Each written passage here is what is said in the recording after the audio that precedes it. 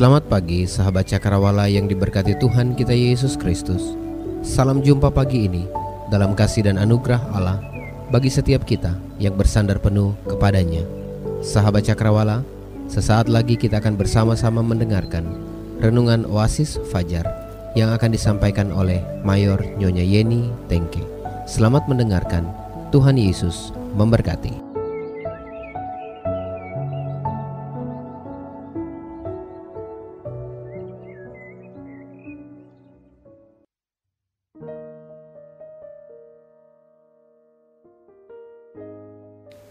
Selamat berjumpa kembali sahabat Cakrawala dimanapun berada.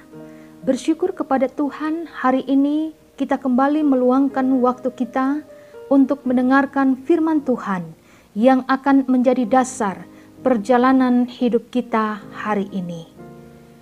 Firman Tuhan hari ini diberi judul Respon Terhadap Kebenaran.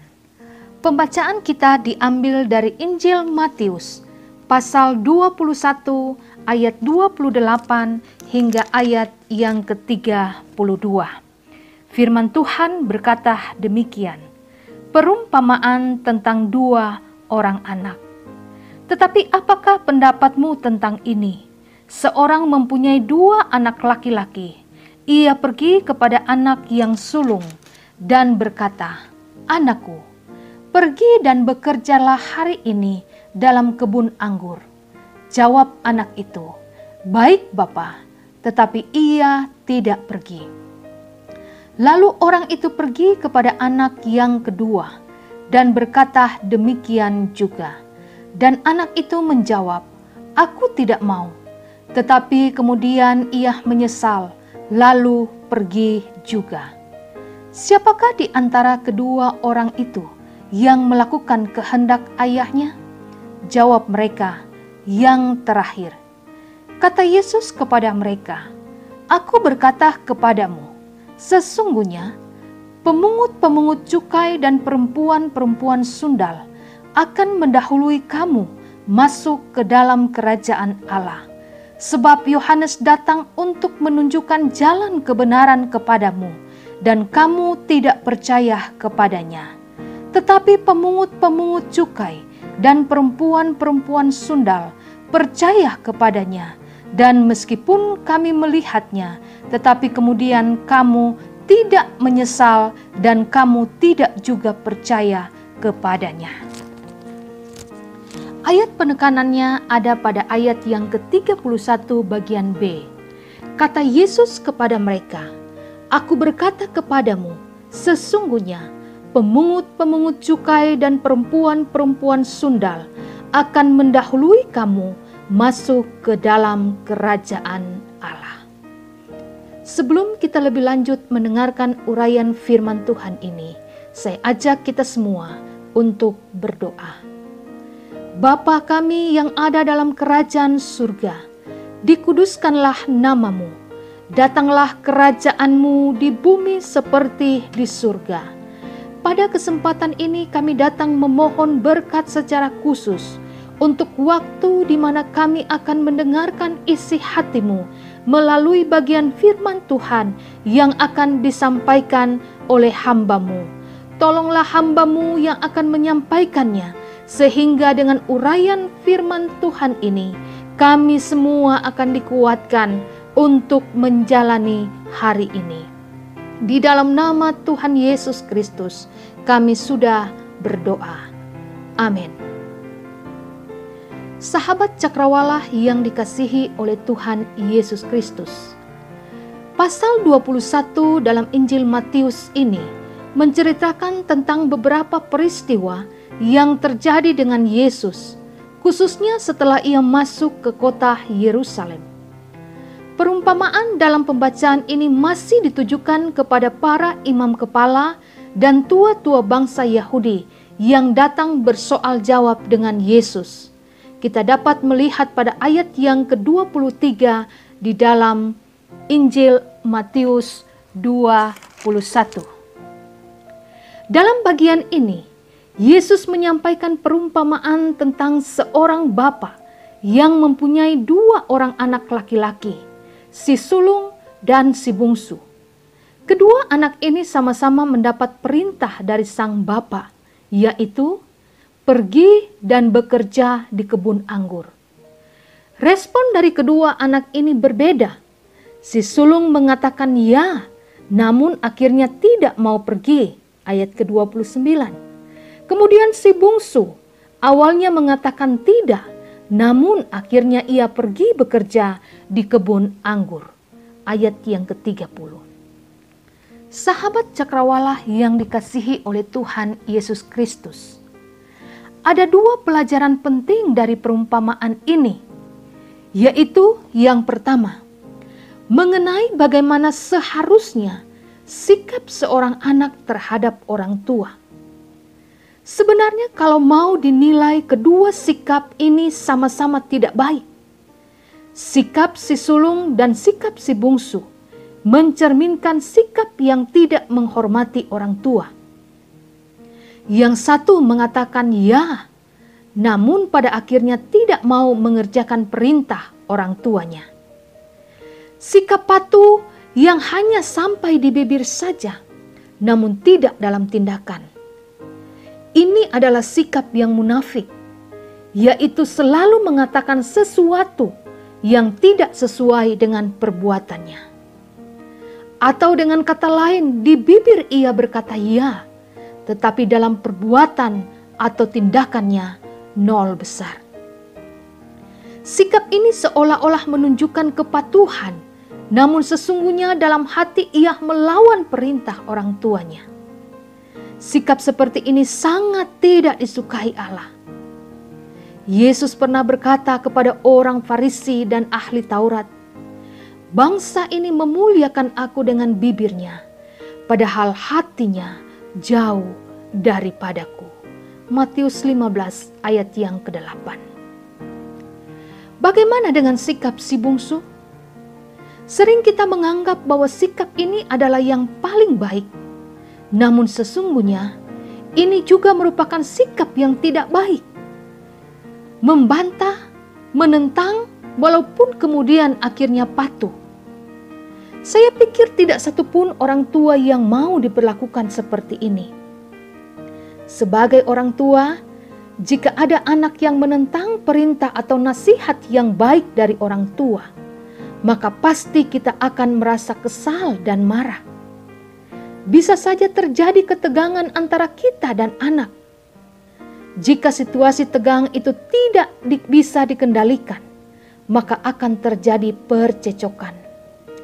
Biasanya kalau terjadi percecokan, maka suasana hati menjadi tidak damai sejahtera.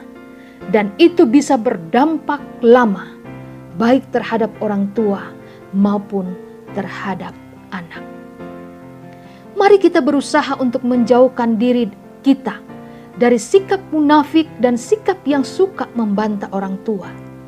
Karena kedua sikap ini tidak menunjukkan sikap hormat kepada orang tua dan sangat melanggar perintah Tuhan. Sebagaimana yang tertulis dalam ke-10 perintah Tuhan. Pada hukum yang kelima mengatakan, hormatilah ayahmu dan ibumu, supaya lanjut umurmu di tanah yang diberikan Tuhan Allahmu kepadamu. Sahabat cakrawala yang dikasihi oleh Tuhan, sebagai seorang anak Tuhan, seharusnya antara perkataan dan perbuatan kita itu harus sejalan. Mengapa? Karena Tuhan pasti menyelidiki dan melihat hati dan perbuatan kita. Seperti pujian mengatakan bahwa di hadapan manusia mungkin kita bisa saja bersandiwara, tetapi tidak dengan Tuhan. Karena Tuhan melihat seluruh aspek hidup kita, termasuk apa yang kita sembunyikan di dalam hati kita. Yang kedua, perumpamaan ini mengartikan sikap dari para imam dan tua-tua Yahudi yang disamakan dengan sikap si sulung, dan sikap dari para pemungut cukai dan perempuan sundal atau perempuan berdosa yang disamakan dengan sikap si bungsu. Para imam dan tua-tua Yahudi sangat sulit untuk menerima pengajaran kebenaran, baik yang disampaikan oleh Yohanes Pembaptis dan juga oleh Yesus. Mengapa? Karena Yohanes Pembaptis dan Yesus bukanlah tokoh agama yang diakui secara resmi oleh Mahkamah Agama Yahudi. Sehingga apapun yang diajarkan, walaupun itu benar, akan tetap ditolak dan tidak akan dipercaya. Sikap ini sangat berbeda dengan para pemungut cukai dan perempuan sundal.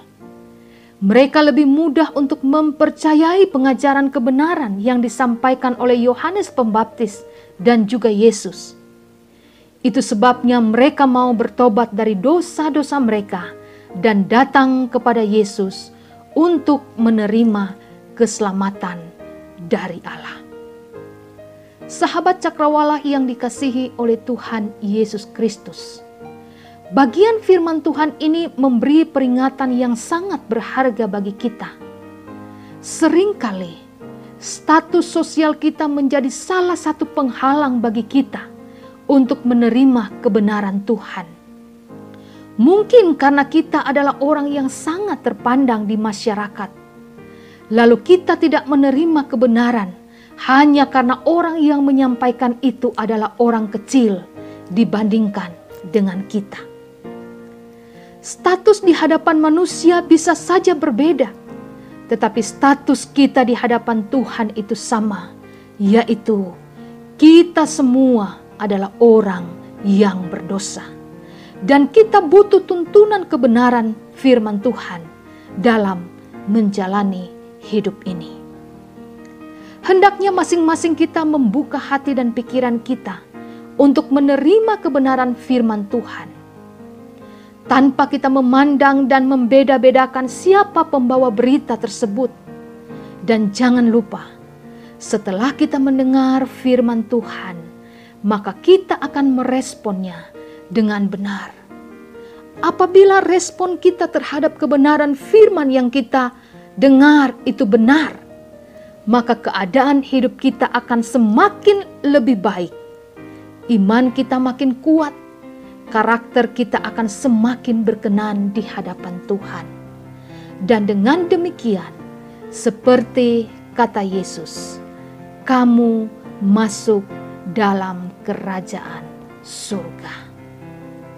Sahabat Cakrawala yang dikasihi oleh Tuhan Yesus Kristus, bagian firman Tuhan ini mengingatkan kita, mari kita merespon setiap kebenaran firman yang kita dengar dan kita mempraktikkannya dalam perjalanan hidup kita.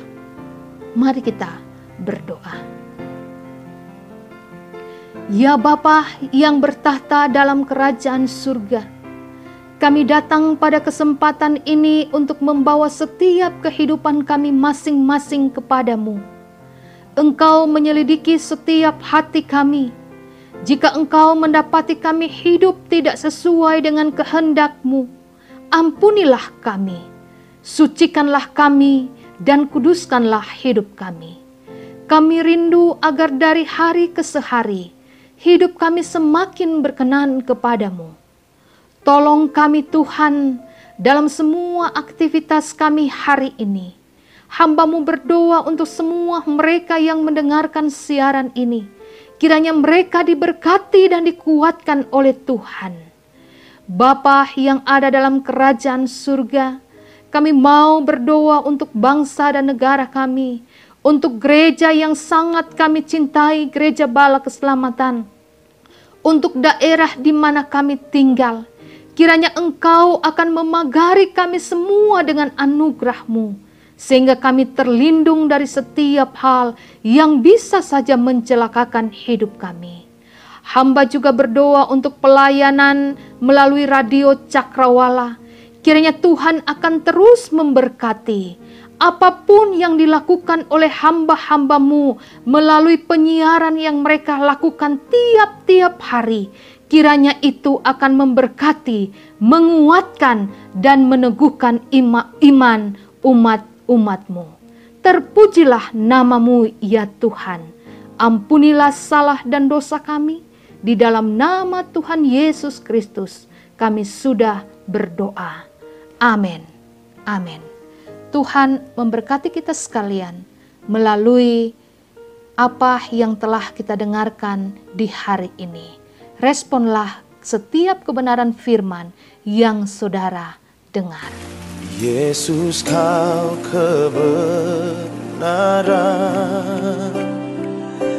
yang menyelamatkanku. Kau memberikanku hidup dan pengharapan.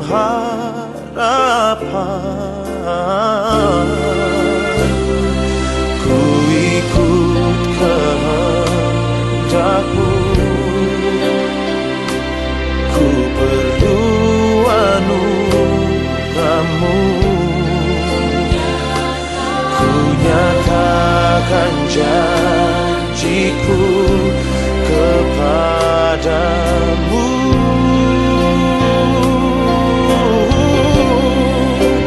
Kalau ku hidup bagimu, hatiku tetap menyembah-Mu. Dunia tak bisa menjauhkanku dari kasih-Mu. Selama ku hidup bagimu, mataku tetap memandang-Mu. Dunia tak bisa menjauhkanku dari kasih-Mu.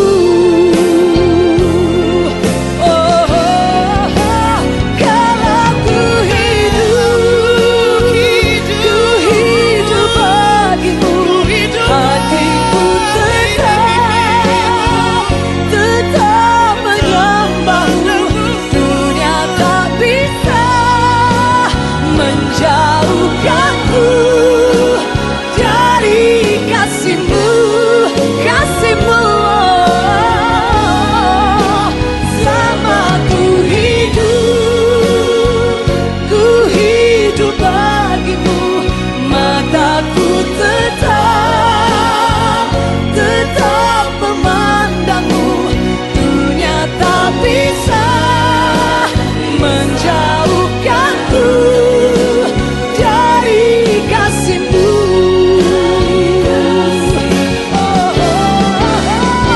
Kalau ku hidup bagimu, tetap memandang-Mu. Dunia tak bisa menjauhkanku dari kasih-Mu.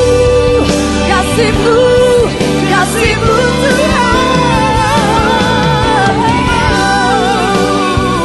Ku hidup bagimu, mataku tetap memandang-Mu. Dunia tak bisa menjauhkanku dari kasih-Mu. Dunia tak bisa menjauhkanku dari kasih-Mu.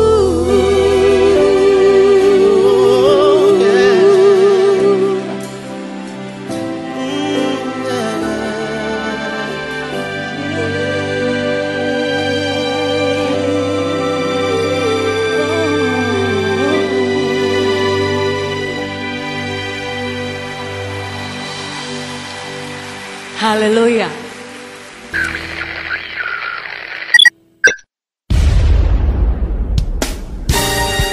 Pastikan Anda tetap bersama dengan kami di gelombang 89,2 FM The New Cakrawala Radio. God bless us.